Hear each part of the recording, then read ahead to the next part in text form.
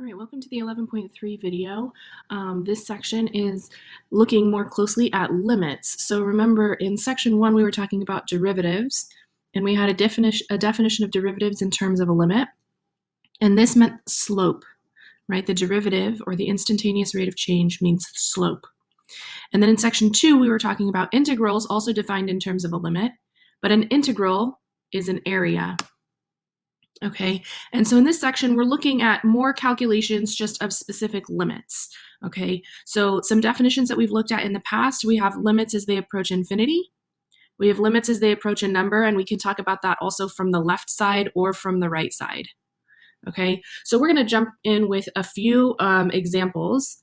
Now, when we're calculating limits, as long as the function is continuous, so the question is, if the function is continuous, we can just substitute.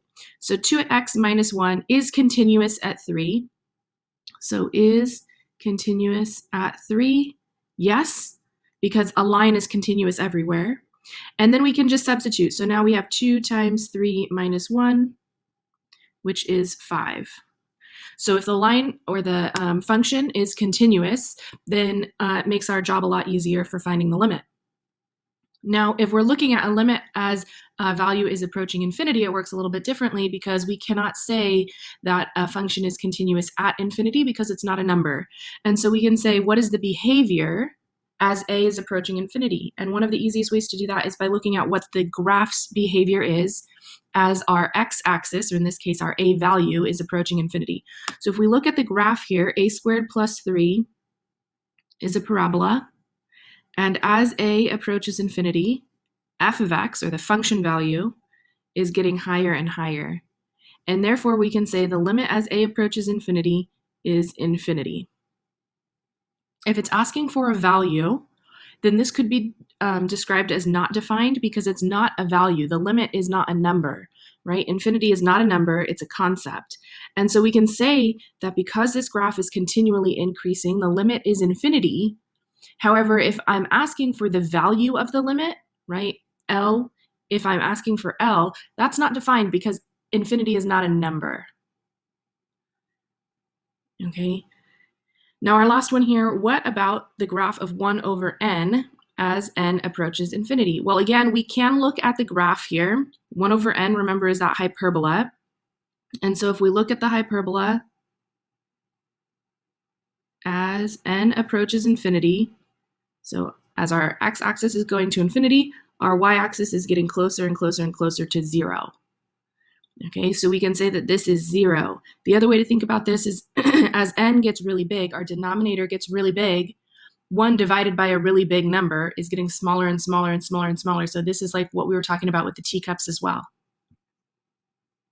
Okay, I'm not going to read through the brief history, but I encourage you to read through it. These are a lot of famous mathematicians that you might have heard of or you will hear of in calculus. So it'd be kind of nice to have an idea of where those people came from and what they did and how they contributed to calculus. Okay, so let's talk about informal limits. Okay, we have over 150 years in the history of defining limits, okay? And so there's a really complex way of defining limits, and then there's the kind of informal way that we have been using to define limits. And so we're going to continue using the way that we've been talking about since the beginning of the year, okay? So when we're looking at finding this limit, as we saw above, you can find limits algebraically, like we did in the first example, or geometrically, like we did in the second two examples, okay? To find the limit of this function algebraically, like we did back in chapter 2, we have to simplify the argument. We have to simplify this function so that it is defined when x is 1. So right now, see how we have x is undefined when it's 1, or the function is undefined rather when x is 1. And so in order to find the comparable function that is defined at that point, we have to factor the numerator. We have to see if we can eliminate this factor of x minus 1, just like we did with h in section 1. So to find the limit as x approaches 1 of x cubed minus 1 over x minus 1, we need to find the limit as x approaches 1 of, and we're factoring the numerator here. This is a cube, so it's a difference of perfect cubes. And so that's x minus 1 times x squared minus x plus x plus 1. Now there's a formula for that, right? If I have a difference of perfect cubes, a cubed minus b cubed, it's a minus b times a squared plus ab plus b squared, okay? If it was a cubed plus b cubed, a plus b times a squared minus ab plus b squared. So you can think about it as, what would it be without the cubes? A plus b, and then I take a times a times b times b, but these two always have the opposite signs, and the last one is always positive. Divided by, denominator staying the same, x minus 1. Now we can eliminate that, and so we have the limit as x approaches 1 of x squared plus x plus 1. Now this is a parabola, which is defined when x is 1. And so we can say this is 1 squared plus 1 plus 1, which is 3. Okay, what about looking at this graphically? Well, if I graph this, I can plot it on my calculator. And so I go into y equals, and I type in parentheses, x cubed minus 1 divided by x minus 1, the original function, graph that. And the question is, at 1, what value is it approaching? So an easier way to see that than the graph is to go into the table of values. And here's where we're going to see a trick, right? Because we know that it's undefined when x is 1, but we want to know what's happening really close around 1. So what we can do is go into table set. And what we're going to change is we're going to change the distance between these x values. So let's change delta, which is the distance between the x values, and we're going to change it to 0.01. And we're going to start the table at 1. So now when we go into the table, it's going to start at 1 and it's going to go up by these tiny, tiny increments. So we can see this is more than 3 and it's getting closer and closer and closer and closer to 3. And if we go up, we can see the values that are less than 1 starts below 3 and gets closer and closer and closer to 3. So we can look at these values and say, what are they approaching? Even though there's not a value when x is 1, they are approaching 3. Okay, so we look at the graph. Maybe I'll zoom standard. Oops. Zoom standard. So the graph looks like this. Okay, and when x is 1, we're looking at what's happening. And so we look at the table and we change the delta, the change in table, to 0.01, just so it's small increments. And then when we look at that table of values, when x is 1, 1.01, 1.02, 0.99, 0.98, we can see that the values are approaching, they're getting closer and closer, but they never achieve 3. That's okay. We're not worried about the f of x value at 3. We're worried about what's happening as x approaches 3, or when x approaches 1. And so we can say the limit as x gets closer to 1 of x cubed minus 1 over x minus 1 equals 3. Okay, 2 different methods of solving those limits. Let's take a look at the next page.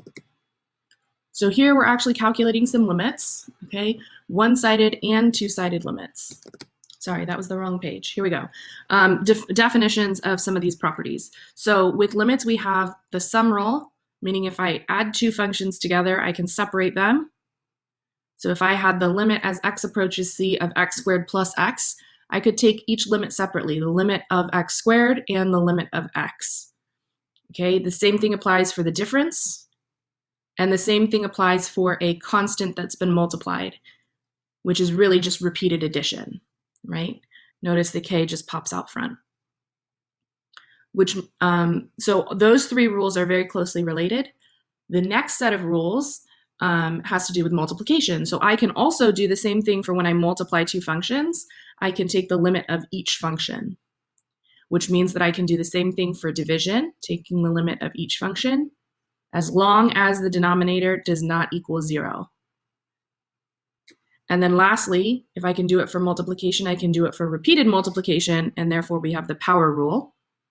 And then this is unique because this doesn't usually happen for limits or for functions, but it does work for limits, that we can do a square root rule or a radical rule, which is that if I take the nth root of the function, I can take the nth root of the limit. So let's see how to apply these.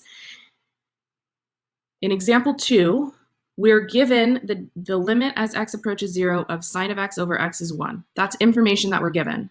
And we need to use that in order to calculate these other limits. Okay, so I'm looking at this and I say, okay, well, the information I'm given is a fraction, so I don't necessarily want to use the quotient rule because I can't apply the quotient rule to get this fraction. Our goal is to get this same fraction so that we can just replace it with 1. And so how can I do this? Well, I can split this function over addition, right? I can use the sum rule. And so this is the limit as x approaches 0 of x over x plus sine of x over x. X over x plus the limit as x approaches 0 of sine of x over x. Well, x over x is just 1, and the limit as x approaches 0 of 1 is just 1. And so we have 1 plus the limit as x approaches 0 of sine of x, that's what we were given. And so this is also 1 from the given. And so our answer is 2. And we used the sum rule. In part B, I have cosine, I have sine. How do I substitute sine and cosine? Well, I know that sine squared plus cosine squared, sine squared plus cosine squared is 1. And so if I subtract cosine squared, then sine squared x equals 1 minus cosine squared x. And so I can actually write this as the limit as x approaches 0 of sine squared of x divided by x squared. Well, now both of these are squared, so I can use the power rule. So this is the limit as x approaches 0 of sine of x over x squared, which means that it's the limit as x approaches 0 of sine of x over x squared. Well, this was our given, and so this is 1 squared, which is just 1. And then our last one, I see they're both cube roots. It's important that their index is the same, both cube roots, and so we can use the root rule. And so this is the limit as x approaches 0 of sine of x over x. I'm going to write it as to the 1/3, but that's the same as the cube root. I'll just write it as a cube root, which is the limit as x approaches 0 of sine of x over x, all in a cube root. Well, the limit as x approaches 0 of this is 1, so we have the cube root of 1, which is 1. Okay, so that's a few examples of how you can use those rules. Okay, let's take a look at example 3. Now, if our function is continuous, as we were talking about in the warm-up, or in the beginning of the notes, in the vocabulary section, if the function is continuous, then we can substitute a. And if we can substitute a, that means the function is continuous. So IFF means if and only if. If and only if. It's a very common mathematical abbreviation. Okay, so what I want to know is, are these functions continuous at these values? Okay, and one of the ways that we can do that is we can use our graphing calculator. Or algebraically, which is the way I'm going to show you, we can use these set of properties. So the first question is, how do I split this up into functions that I already know? Well, notice e to the x I know, tangent of x I know, cosine of x I know. So we can use the quotient rule here. Now, we didn't use it above because we were given a value with a quotient already. Here, we're not given any values, so we want to use all of the rules to simplify this until we can calculate it. So the quotient rule is the limit as x approaches 0 of e to the x minus tangent of x divided by the limit as x approaches 0 of cosine squared x. Now I can simplify the numerator with the difference rule, which is the limit as x approaches 0 of e to the x minus the limit as x approaches 0 of tangent of x divided by, and the product rule with the denominator, the limit as x approaches 0 of cosine of x squared. Now, each of these functions I know the properties of. E to the x is continuous at 0, tangent of x is continuous at 0, cosine of x is continuous at 0. Therefore, I can substitute 0 here. So e to the 0 is 1 minus tangent of 0 is 0 divided by cosine of 0 is 1 squared. 1 minus 0 is 1 over 1 is 1. Sorry about the spacing. I plan to do all of that in one step, but I think it's clearer if I do it in two. Okay, so then let's look at part B. So for part B, we're going to do the same thing. I know information about the square root function, and I know information about the log function, so therefore I'm going to split this up. So we have the limit as n approaches 16 of the square root of n divided by the limit as n approaches 16 of log base 2 of n. Square root function is continuous at 16. It would be discontinuous at anything negative or 0. The log function is continuous at 16 as well. Same, would be discontinuous at negative numbers. So then I can substitute. So we have the square root of 16 divided by log base 2 of 16. Square root of 16 is 4. Log base 2 of 16, that's 2 to what power is 16? 2 to the 4th power is 16, so this is also 1. The answer is not always 1, but when I'm setting these up, I like to give you some nice numbers, and most of the ones on Math Excel turn out to be integers or common fractions like a half, or fractions that are easily simplifiable. Okay, let's look at this last page. All right, now back to example 4, which I had shown you by accident earlier. Okay, so example 4, we're finding the limits, but notice this is the limit from the left and the limit from the right, and then the limit from both sides, right? And we talked about this before. If the left and right limits don't match, then the two-sided limit, or the limit without a side, does not exist. Okay, so what we want to do is we want to look at what is happening here. Is it continuous or discontinuous at 2? So we need to graph this, okay? So if we take our graphing calculator and we put in these functions, negative x squared plus 4x minus 1, and then in the second one, 2x minus 3, okay? And then we graph it. Okay, so the question is, at 2, are these continuous? Well, it doesn't look like it, right? So each of the two graphs is continuous at that point, but it doesn't look like we'll have a two-sided limit. So let's find it. Well, from the left, right, if I graph this, when x is less than or equal to 2, we're looking at the parabola. So when x is less than or equal to 2, we have something like this. When x is greater than or equal to 2, we're looking at the line, which is something like this. Okay, that one's filled in, that one's hollow. So from the left, we're looking at the parabola. Limit as x approaches 2 from the left is when x is less than 2. Negative x squared plus 4x minus 1. Now a parabola is continuous at 2 from the left, and so we can substitute. Negative 2 squared plus 4 times 2 minus 1. Negative 4 plus 8 minus 1. That's 4 minus 1 is 3. Now from the right, from the positive side, we're looking where x is greater than 2. So this is the limit as x approaches 2 from 2x minus 3. Lines are continuous, whoops, from the right. Lines are continuous, and so we know that we can substitute 2 times 2 minus 3 4 minus 3 equals 1. So just as we saw on the graph, these do not end at the same function value. And so this does not exist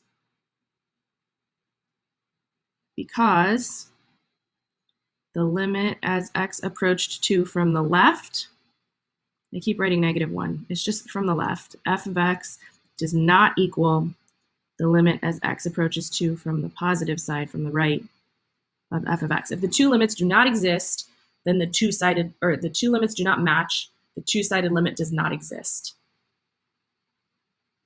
Okay, let's look at number 5. So we want to find the limit as x approaches 3 of this function here.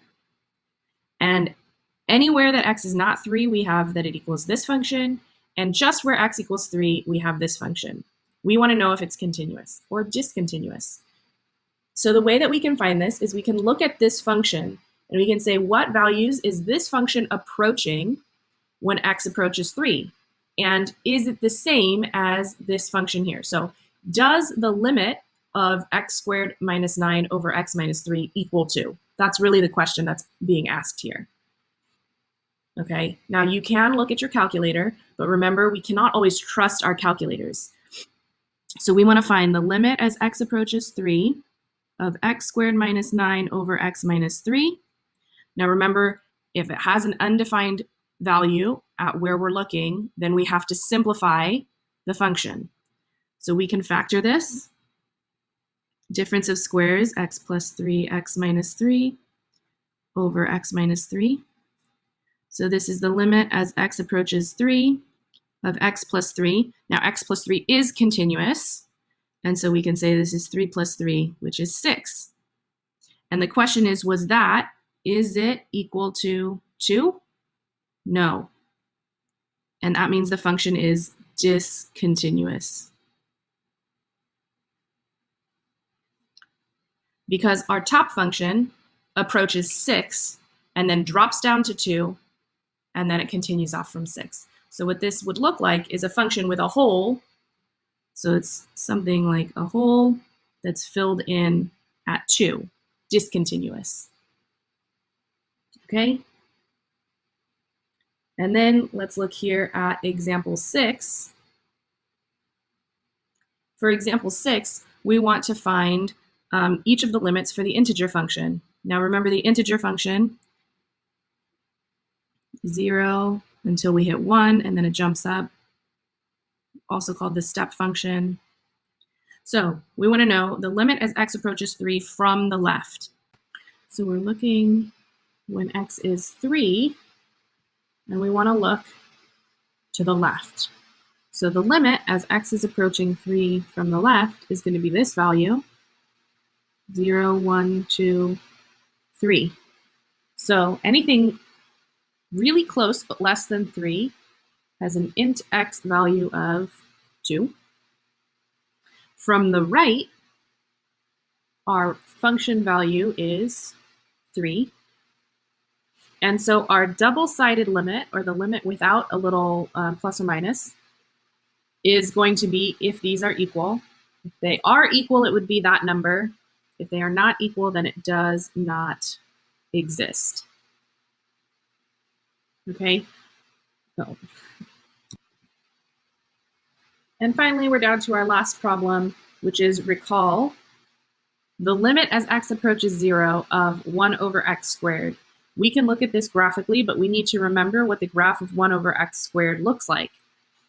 And if you remember back to that hyperbola worksheet, the graph of 1 over x squared is like this. Otherwise, you can always find it in your calculator.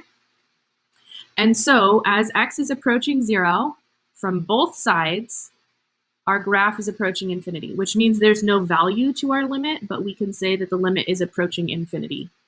It's continuing to increase and increase and increase and increase. But we would say that L, the limit value, is not defined because infinity is not a number. And so we're going to look at these next 3 by looking at the graph of sine of x over x. So into the calculator, we're going to type in. So into the calculator, I type sine of x divided by x. And we're looking in radian mode. I know it doesn't say it here, but we're going to go ahead and do radians because that's our default. So we're going to go into mode, make sure I'm in radians, and then I'll hit graph. And so we end up with a graph that looks, ooh, what is happening? So if I look at this, this is what it looks like. Well, okay. This is what it looks like on the graph. Right? So it looks like it's symmetric over the y-axis, but let's see if we can zoom in a little bit to see what's going on a little bit clearer. So it's definitely wider than we usually think of for our sine function, right? But what's happening as x approaches 0? So again, we can't trust the graph. It looks like it's around 1. But let's go to our table. So I'm going to go to my table set, make sure I have really small increments around 0, go into the table. Now, again, error at 0, so that's why we can't always trust our graph, but it is getting closer and closer and closer to 1. So our limit here is 1, and it's getting closer on both sides, so I can say with confidence that my double-sided limit or my two-sided limit is 1. Okay? What happens as x is approaching infinity? Well, I can't go out to infinity on my calculator, but what I can do is I can say, well, what happens when the values get really big? So I'm going to go into table set, and then instead of taking small increments, I want big increments. So I'm going to change this to 10. And I want to know what's happening at infinity, so let's look at what's happening around 100. And then maybe we can get an idea. So I'm going to go into the table, and I can say, wow, okay, so 0, 0, and then that has 4 zeros leading, and it's going between positive and negative. But, so it's oscillating kind of between positive and negatives, but they are continually getting smaller and smaller and smaller absolute values. So kind of like the sine function, except that it's getting closer and closer and closer to the x value, which if you think about it, I'm taking the sine values and I'm dividing them by x. As x gets bigger, I'm dividing them by a bigger and bigger and bigger and bigger number, and therefore it should be getting closer and closer and closer to 0. Even though it oscillates, even though it goes back and forth, they're getting closer and closer and closer to 0. Okay? So go ahead, look back over those notes, write your summary, and then